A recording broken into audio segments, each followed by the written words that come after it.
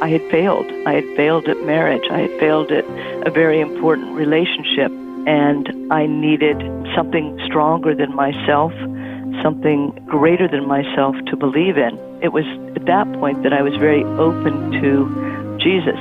This is In Good Faith, listening to first-person experiences of faith and belief. On In Good Faith, it's our privilege to hear stories and accounts from believers told in their own words. Our hope is to listen with an open heart, celebrating the power of faith and belief and what those stories mean to the ones who tell them.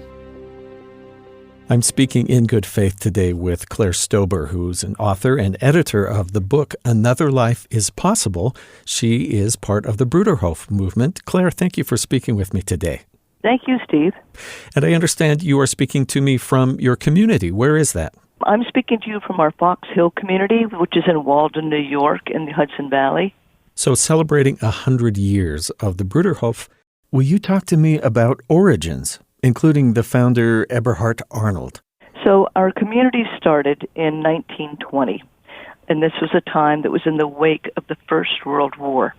And in Germany, we don't often learn about it in our own history, but Germany was totally devastated by the effects of the war, primarily that the people at home were experiencing starvation and experiencing cataclysmic political strife.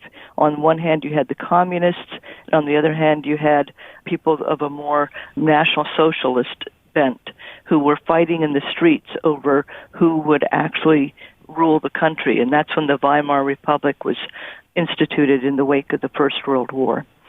At the same time, a small group of people were meeting together weekly to discuss and seek, as many people do all throughout history, how they can better serve God and what it means to really follow Jesus. And one of the texts that they were really centered on was the Sermon on the Mount. And they met together in Berlin, but also met together in different parts of Germany, along with different Christian wings of the youth movement in Germany. And the Arnolds were leaders within that youth movement and really felt called to, okay, we've talked enough about the Sermon on the Mount, now let's live it. And so they moved from Berlin to rural Germany, right in the middle of Germany, with their 5 children and started the first Bruderhof community. They quickly had, and it's hard to believe, but over 1,000 visitors in that first year that would come to their home, stay overnight, or sleep out in tents.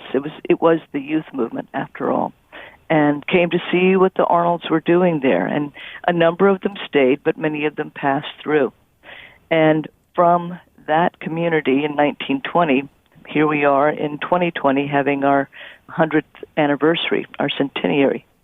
And many people ask, well, what is the Bruderhof? And to help them get a sense of what makes us unique, I'll try to explain that a bit. We're an intentional Christian community.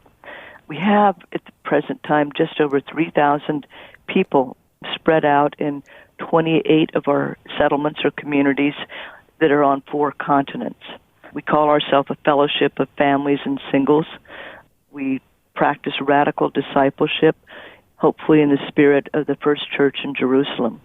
And to do that, we gladly renounce our private property and share everything in common. We look on our vocation as a life of service to God, to one another, and to our neighbors.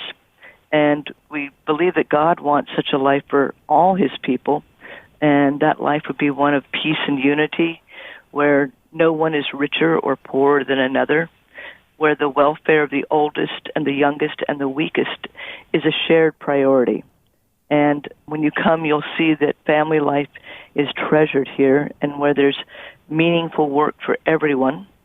But most of all, there's a lot of time for laughter, for friendship, for singing, and for children. A lot of people will say, this sounds like heaven on earth. And at times, it is heaven on earth. And when you are sometimes in conflict, it's the other. But that's part of life. I am so excited to talk about the Bruderhof. 2 things. First, does that mean brotherhood? No, it means a place of brothers and brothers often in the sense of multiple people. So I like to think of it a place of brothers and sisters. Yes. Well, since it is the 100-year anniversary, the centenary, you've put together a book. I want to remind people that you can go online, if you're listening right now, to anotherlifeispossible.com. You'll be able to see this book. You'll be able to see photos and stories that are added there. Eventually, there will be more photos than even are in the book by that same name. And you could order the book if you'd like at that site. As I have gone through, it's just fascinating to me what you've done, not just to explain, but really to show with an award-winning, world-class photographer. And this is a project you have worked on for years, both your writing, your editing, gathering stories, and the photography. Right. It was a 2-year project. And I had the privilege of traveling to about 6 of our communities on 3 continents with Danny Burrows, the photographer that we hired to take the photographs. Danny is not a member of the community, but he is a well-known photojournalist from the UK. And we encountered him almost through serendipity.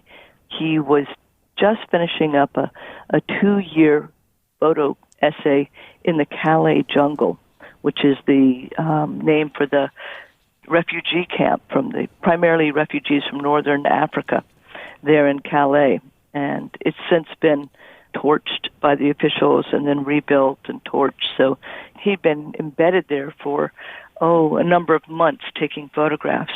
And he was going through their warehouse one day and noticed a group of school children were sorting the donations in the warehouse. And he asked, well, where are they from? Because he noticed they were speaking English. And he was told, they're from some Christian school over in Kent. And that's where Danny happened to come from. So when he got back to Kent, across the channel, looked up our school and our school children and asked if he could come photograph the community because it looked intriguing to him. And we get, on average, about probably a call every 2 weeks from photographers wanting to come take photographs, I'm told, and try to politely say that's really not on. But Danny had this great photo essay of the Calais jungle, and we wanted to show it to our community. So they invited him up to show the photo essay to the whole community. And he really connects with people and made a great impression on the people in the community. So a year later, when we're sitting down as a committee to decide what we're going to do to celebrate our 100th anniversary and decide to do a book, and it would have photographs, the person who was his contact in Britain said, we really need to hire this guy, Danny Burrows. He'd be perfect for the job. And as it turns out, he was perfect for the job. He was able to really connect with the people, keep the different people who are not used to having photographers come around, relax, and be able to really just feel very comfortable with him around. They are extraordinary photographs. Anyone will see that if they go to that website, anotherlifeispossible.com. Clare Stober, I wonder, just that phrase, another life is possible. I know that there are people caught up in the rat race, caught up in tension, or realizing they're caught up in the game of owning more things to feel successful, who ask themselves, isn't there another way to live? And for many people, they don't see a possibility. You have a collection of stories of people who decided to try and actually find another life, live another life. Would you mind if I start with yours? From what I have read of your story, you found yourself on that treadmill of success, but were not happy about it. You're right. And as you were describing Another Life is Possible, I was nodding my head. Yes, I would say I've been on a journey since I was 21, and I came to the community when I was 37, so that was about a 15, 16-year journey. And at that time, I would not have described it as a search for community.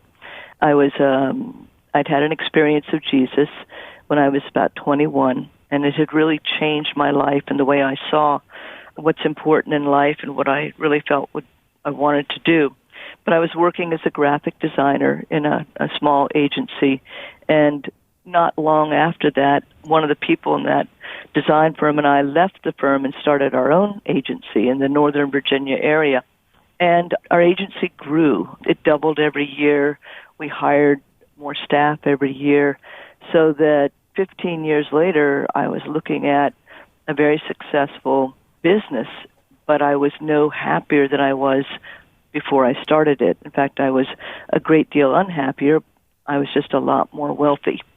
And I knew that that is not what I really wanted out of life. I wasn't looking for comfort. I was looking for meaning. And I could no longer find any meaning in advertising and helping people to sell $1 million homes or doing annual reports or whatever projects we were working on. I really wanted a life that integrated my beliefs with the work I did every day. So I left that business and in the process moved to another small fellowship, and we started talking about, why don't we do like they did in the early Christians, where they lived in community like it talks about in the book of Acts. And we were seriously talking about forming community in the eastern part of Pennsylvania. And one of those people in that group had visited the Bruderhof before and said, well, I suggest we go and spend a little time at the Bruderhof and see how they do it. And so we did. We came the day after Christmas and stayed till New Year. And within days I realized it takes a lot more to build community than I had ever dreamed possible. And you know what? This is a perfectly viable community, and why would I want to start anything new? And so at that point, I began looking at more seriously, what does the Bruderhof community believe, and how do I feel about it? Does it align with what I felt? I had been here about 8 weeks when I suddenly realized there's a lot more depth to the life in community and in the Bruderhof than I had ever experienced before in my fellowship. And in order to really penetrate that depth, I needed to open myself and be as transparent as possible, as well as and follow my instinct to trust. And so what grew in me was this understanding that there's a trusting and transparency intertwining that happens when you live in community and you've committed your lives to the whole following of God together. I wonder if I could just read one quote from your story here that impressed me so much. It says, "In my former life, I used money as a way of building security against imagined catastrophes, retirement, to live in beautiful surroundings." And then you say that you found fear gripping your heart, saying, what if the community collapses? What about retirement and insurance? I'm sure these are things everyone thinks about. And then you say, the irony is that once I joined the community, I never even thought about those fears again. They completely dissipated. I think that's wonderful. But I think lots of us think, but how would we do without all of these, quote, preparations? Right. It is an amazing thing, but that's exactly what happened. All of us who grew up in middle class, you try not to live without health insurance, and you try to make sure that you're saving for your retirement and thinking ahead and whatever else, you do to protect yourself from acts of God, as it turns out. When you live together and share all those burdens, I found I've been much better taken care of than I ever was, and I didn't anticipate this, but my health care has been much better, and I would say that we're all working together for a shared vision, and we all lend our talents to whatever it takes to get there, and it's a very rich life. And I don't mean rich in the sense of financially rich, it's rich in experiences. Experiences, and it sounds like everyone has what they need. Maybe not more than that, but at least what they need to live. That's the idea. We have what we need. To have more than that is selfish, actually. Would you mind if I go back with you? You mentioned about age 21 having an experience with Jesus. Mm-hmm. Are you comfortable sharing some of that journey or what that meant to you? Well, I had grown up, my parents had taken us to Episcopal Church all of my childhood, and I have to say I really did not have a faith when I was in my teens. I had a lot of doubts, and maybe I had decided non-faith. And it was actually going through the process of a divorce that stopped me in my tracks and made me really think hard about what is important in life, and also realized that I had failed. I had failed at marriage. I had failed at a very important relationship, and I needed something stronger than myself, something greater than myself to believe in. And it was at that point that I was very open to the suggestions of another coworker about Jesus. And I normally would have, pushed it off or rebuffed it. But I knew that I not only didn't have all the answers, I had very little answer, and I was deeply needing something greater than myself.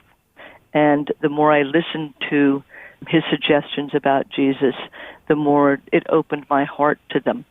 And it culminated one day, and this is all in the days before computer. And in those days, you had dark rooms in your graphic design studios, which were small rooms lit by a red lamp. And I loved to work in dark rooms because I could do a lot of thinking in there while I was working. And I went into the dark room, and while I was working, I had this experience of having my whole life up to that point sort of event by event flash before me, especially the events where I had been duplicitous or actually sinful or just selfish. And I realized I am really not the kind of person that I want to be. And I called out in my head, not out audibly, but, God, I don't really believe in you, but if you are real, show yourself to me. And I did experience something. I experienced him and came out of that dark room a different person. And I have to say, the world looked very different after that. There was a lot more hope, there was a lot more possibility, and I had a lot of growing to do as a new believer. And it went on for a number of years.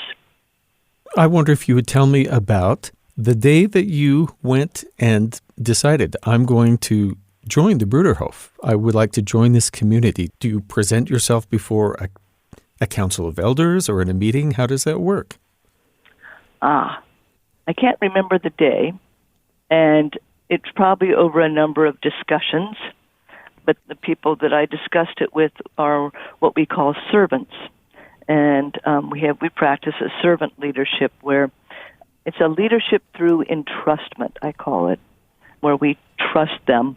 And that's a typical Anabaptist approach to leadership, is to raise up people from the peers, your peers, to when you recognize their ability to listen or to sense what is important or their depth of compassion, and you ask them to lead. And so I went to the servants and explained that I would like to be a novice. And being a novice means it's also a commitment, and you are seriously seeking and binding yourself to the brotherhood, and that's the point at which you probably, if you had them, bring the keys to your car or whatever is very symbolic of your worldly possessions and hand them over to the community. And that's what I did. Was that a relief, or was that sort of a, oh my goodness, what have I done moment? Oh, probably both, I would think. More of a relief. I'd certainly tested myself a number of times before I did anything so rash. And it wasn't rash at the point I did it. It was very much of a affirmation. Yes, I am going to do this. Yes, this is right. And I knew that I needed to make such a step when I was absolutely positively certain. Because like all commitments one makes, there are times when you wonder, what did I do? And you have to be able to go back and say, yes, it felt right then. You're just going through a low point now. Although I have to say, I've never questioned it. I've never regretted it. That's wonderful to hear. Something very scriptural. You're sort of paraphrasing the teachings of Jesus in the New Testament is when you say in the book, in the end, the renewal I was looking for cost everything. I sold my antique furniture, my vacation home, etc., etc. That sounds very much like if you would save your life, you will lose it, but if you will lose your life for my sake, you will gain it. And I was very aware of that when I was doing it. It felt scriptural at that time. Yeah.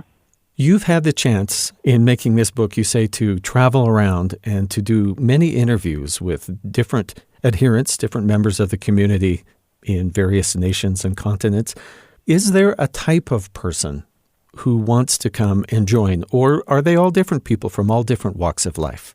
Well, they're definitely all different from all different walks of life, all different countries, different creeds. We have people who grew up Jewish, grew up Catholic.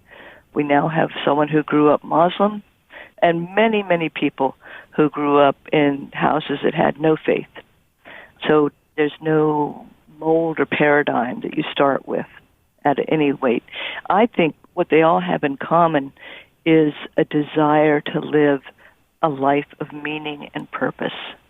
And then you are really seeking to serve Jesus. That's what we all grow to have in common. I wonder if you could tell me, what do you wish that people knew about life in community like this, a religiously based community? I think what's most important is that such a life is really possible here in, 21st century America. And the Bruderhof at 100 is sort of I would call it a time-tested example.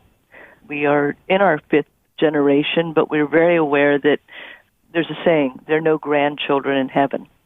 Each person has to find that relationship with Jesus, as a direct relationship with Jesus. And that as imperfect as each of us is, we can live together in full obedience to his commands and with a vision for the rest of the suffering world. There are a lot of misconceptions about life and community, and my hope is that the book and website can dispel some of those and maybe even make people curious enough to visit after COVID, I would answer or add. And that even though we've chosen to live together, we're all still individuals. That's a big question. I think people wonder if they will be subsumed and lose individuality. In groupthink, no. We are all very much individuals, and we celebrate individualism within, that is working toward the same vision. So there's this a dynamic that needs to happen there. The other thing that I think people need to understand is that you don't have to be special to live in community. You just have to want to live for something greater than yourself. So when we sat down to decide who we were going to interview, we really wanted to include stories of ordinary life and people that are, young, currently living here, who've chosen this life, not have a 100-year history of all the people that went before. And that when you take the time to talk with someone, no life is merely ordinary. We all have extraordinary lives. I was very impressed with the wide variety of people's stories in the book, everything from nurses to physicians to craftspeople, quite a variety. And there was one picture that really caught my eye, which was a picture of a gentleman, older gentleman, who actually knew Eberhard Arnold. Is he still living, this man? Klaus Barth? Yes. Yes. Now, he knew him when Klaus was quite young, a small child, but he did know him. But what a connection to the beginnings, and to be able to reach back and ask him about those early years. Mm-hmm. Yes. So there are many communities, but if I understand correctly, there are also places where smaller groups are beginning that you would call a house. Right. We have a number of house communities. We started one in Minneapolis. We have one down in St. Petersburg, Florida, one in Albany, New York, and then we have a house community in Harlem, New York. So we're very urban and suburban situations. Interesting. We usually think of this working more bucolic setting with pastures around and all of that. Right. And the dress seems quite simple. Some might suggest Amish or Mennonite. What is the philosophy of dress? The philosophy of dress is definitely simplicity and modesty. That's sort of what we try to achieve no matter what we wear. And to a certain extent, our women's clothing is a derivation of when we were connected with the Hutterites from the Manitoba and South Dakota areas of the country. And it's sort of modified from that because we're really no longer as connected as we were with the Hutterites.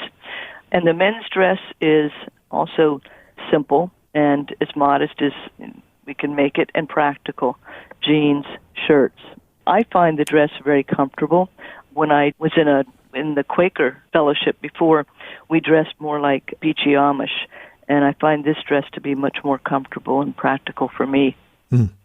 What are the things in the course of a week or of a month that make you feel most connected to God and feel that presence with you? That's a good question. I would say, coming from 15 years of being a Quaker and finding God quite often in a gathered silence, I really value my times alone before God. So that's one place. But the other place is when we're all gathered together. And we were able to do that much more before COVID. Now we gather and are outside together. And whether it's singing or doing a work project together or celebrating something together, it's this sense of gatheredness for a shared purpose that makes me feel close to God. You mentioned your experience in the darkroom of calling out to God and feeling definitely a response. How do you perceive direction from God or answers to prayers? Hard to put into words. We're discussing the ineffable. We are discussing the ineffable. And when you think back and try to put it into words, extremely elusive. I would say it's a combination of, at least my experience has been, when I receive an answer from God, He will often use perhaps someone who I least expect it to reinforce that answer, to come up with something that they don't even realize they've said that confirms what I felt convicted that I should or should not do. That's one of the more concrete ways I could say it or describe it. It's a feeling, and it's a feeling that it's not a warm and fuzzy. For me, it's often a conviction, an inner conviction. Is there a percentage of people who come and join the community and then feel like they're not able to live that and might leave? Or do most, by the time they've joined, they've been there enough that they really want to and understand what they're getting into?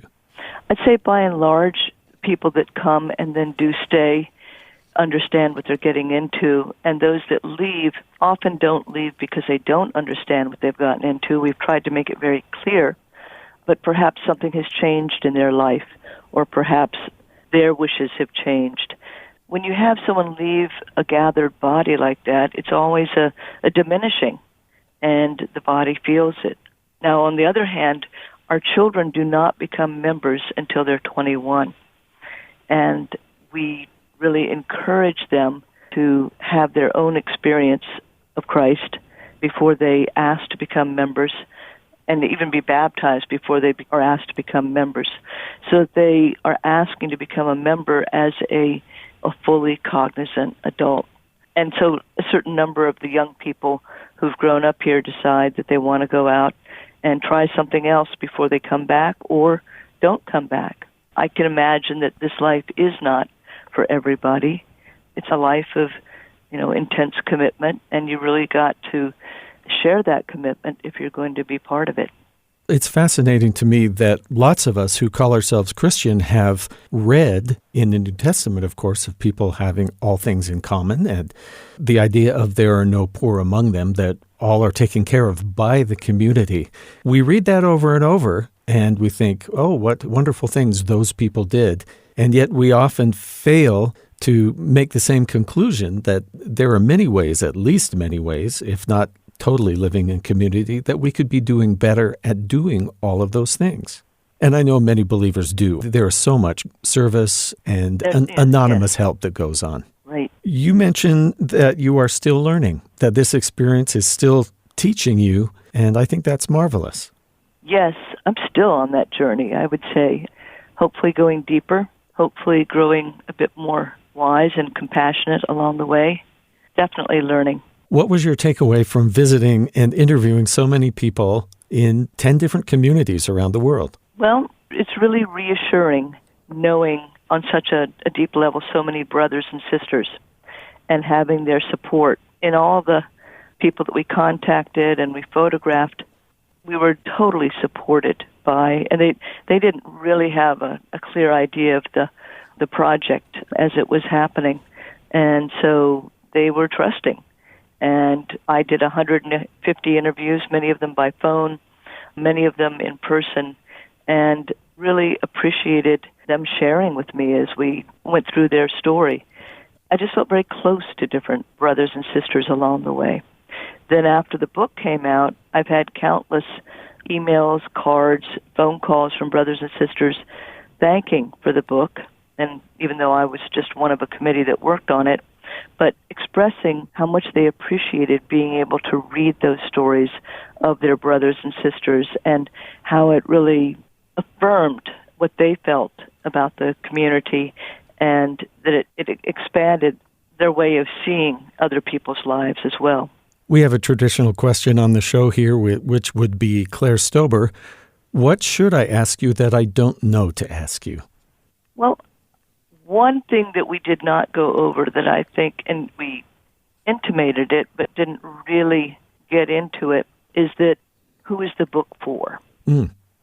I sat down with a committee of about 7 people over a series of about, I would say, 5 meetings to come up with the idea and then come up with how we were going to go about it and what subjects would be covered. And our original idea was for a book, a traveling exhibit, and the website. Luckily, we gave up on the traveling exhibit long before COVID hit, or I would have hated to have, created this big exhibit and have to put it in a warehouse. One of the things that we were all agreed on is that if we're going to do a book to mark our 100th anniversary, it's going to be a forward-looking book. It's not going to look backward. It's not going to be filled with, a lot of old sepia-toned photographs. We want to reach out beyond our own borders with this message.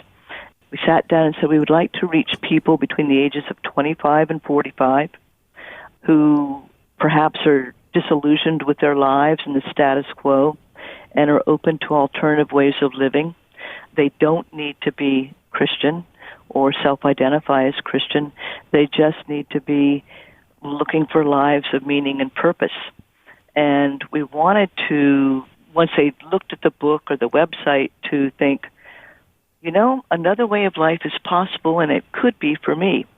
Or, this shows me what true Christianity could look like. Or, they've been doing this for 100 years. So it is a genuine alternative to the status quo. And one of our younger members added, not just some New Age hippie stuff. The other thing was that, they're just normal people like me, but they dared to do something different. So maybe I can do it as well. So those are the thoughts that we would like people to entertain as they look through the book and the website, and maybe be curious enough to write and ask to come visit. And, once COVID is over, we hope to have a number of people visit. We certainly had a lot of people writing in after seeing the website and reading the book. I imagine, yes. Talking to Clare Stober, she's the creative director for Plow Publishing House, which has published this book, Another Life is Possible. You can find out more about the book and see many photographs, even more than are in the book, at anotherlifeispossible.com, and also lots of the stories. Clare Stober, thank you so much for speaking with me today in good faith. Thank you very much, Steve. I've really enjoyed it.